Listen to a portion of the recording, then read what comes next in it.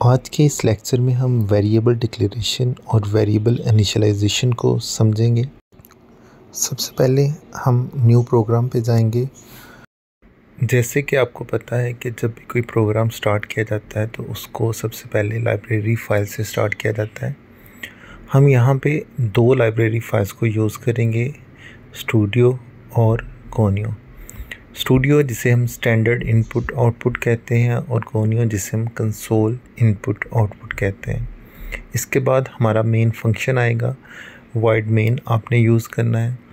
याद रखिएगा void main के बाद सेमीकोलन नहीं आता। इसके बाद स्टार्टिंग ब्रैकेट आएगी और हम क्लियर स्क्रीन का फंक्शन यूज़ करेंगे। क्लियर स्क्रीन के फंक्शन के एंड पे सेमीकोलन आना है। इसके बाद अब हम वेरिएबल डिक्लेयर करने जा रहे हैं, जो हमारा मेन टॉपिक है आज का। आपने जब भी कोई वेरिएबल डिक्लेयर करना होता है तो आपने वेरिएबल का नाम और उसकी टाइप बतानी है। हमने एक वेरिएबल लिया है ए और उसकी डेटा टाइप रखी है इंटीजर।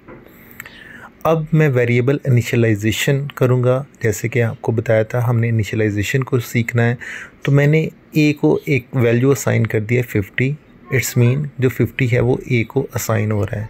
अब हमने इसको प्रिंट करवाना है। हमारी जो वेरिएबल डिक्लेरेशन भी हो गई है, इनिशियलाइजेशन भी हो गई है। प्रिंट करवाने के लिए मैं मोड डी यूज़ करूँगा। मोड डी क्या होता है? फॉर्मेट स्पेसिफायर होता है जो आपको स्क्रीन पे रिज़ल्ट देगा। अगर आप मोड डी यूज़ नहीं करेंगे तो रिज़ल्ट नहीं आएगा। इसके एंड पे गेट ch का आप फंक्शन यूज़ करते हैं। फिर उसी तरह जिस तरह हमने लास्ट लेक्चर में प्रोग्राम को सेव किया था, आप अपनी तरफ से कोई भी नाम दे के अपने प्रोग्राम को सेव कर सकते हैं। आपने शॉर्टकट की यूज़ करना है, कंट्रोल F9। आपका प्रोग्राम रन होगा।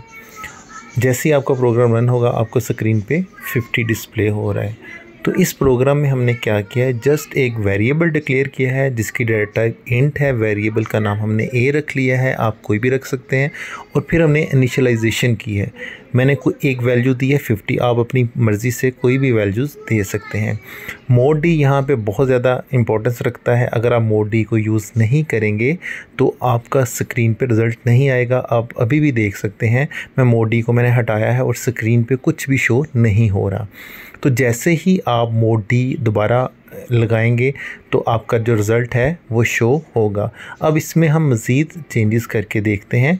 मैंने अब जो वैल्यू दी है वो डेसिमल वैल्यूज़ दे दी हैं, तो लेकिन डेसिमल वैल्यूज़ भी शो नहीं हो रही, क्योंकि जो इंटीजर डाटा टाइप है वो ओनली जो विदाउट डेसिमल वैल्यूज़ होती हैं उनके साथ वर्क करती है। अब हम डाटा टाइप चेंज करने जा रहे हैं। मैंने डाटा टाइप रख लिया फ्लोट, लेकिन अभी भी रिज़ल्ट शो नहीं हो रहा।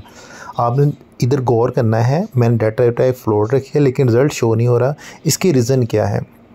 इसकी रीज़न ये है, डाटा टाइप फ्लोट के साथ जो नीचे फॉर्मेट स्पेसिफायर यूज़ होना है वो मोड F यूज़ होगा। हमने मोड D यूज़ किया है। तो ये था हमारा आज का प्रोग्राम। मुझे उम्मीद है कि आपको कोई भी कन्फ्यूजन नहीं रही होगी। अगर कोई भी कन्फ्यूजन हो तो आप क्लास में मुझसे डिस्कस कर सकते हैं। इंशाल्लाह नेक्स्ट लेक्चर में मैं आपको बताऊंगा कि डेसिमल के बाद जो वैल्यूज़ होती हैं इनको आप कैसे कंट्रोल कर सकते हैं। याद रखिएगा मोड डी के साथ इंट डाटा टाइप होगी तो मोड डी यूज़ होगा। अगर फ्लोट डाटा टाइप है तो मोड F यूज़ होगा। अभी मैं क्लियर स्क्रीन के फंक्शन में एक छोटी सी चेंजेस करने जा रहा हूँ।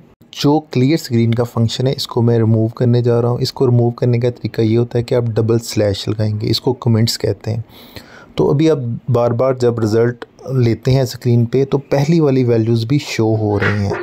तो अगर आप क्लियर स्क्रीन का फंक्शन यूज़ करेंगे तो जो पहली वाली वैल्यूज़ है वो रिमूव हो जाती हैं।